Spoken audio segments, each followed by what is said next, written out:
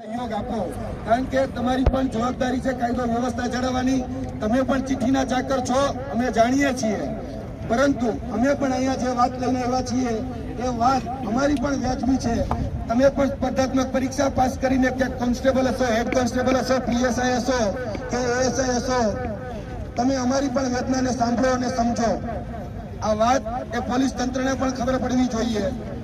બીજી વાત કે જે મિત્રે પૂછ્યું કે આગળ શું, કઈ રીતે આગળ ચાલવું, તો યાદ રાખજો, આગળ હજી આ શરૂઆત છે, આ પહેલું પગથિયું છે.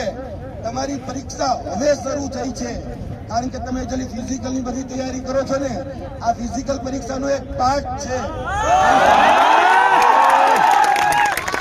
કારણ કે જે જંગલમાં તમારે જવાનું છે, ત્યાં હાવજોનું રક્ષણ કરવાનું છે,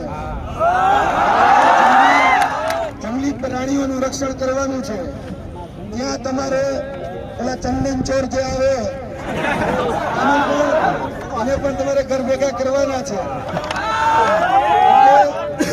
આપણે બધાએ પેલા એ યાદ રાખવાનું છે કે પુષ્પનો ડાયલોગ હતો ને,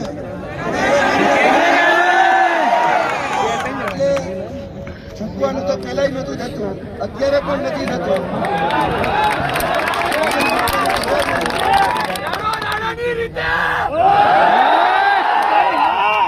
અમે એવું કહેતા કે પુષ્પા પિક્ચર તો હમણાં આવ્યું, બાકી મહારાણા પ્રતાપ જે હતા ને એ એવું કહેતા, અથવા એના સમયમાં એવું કહેવામાં આવતું કે ભાઈ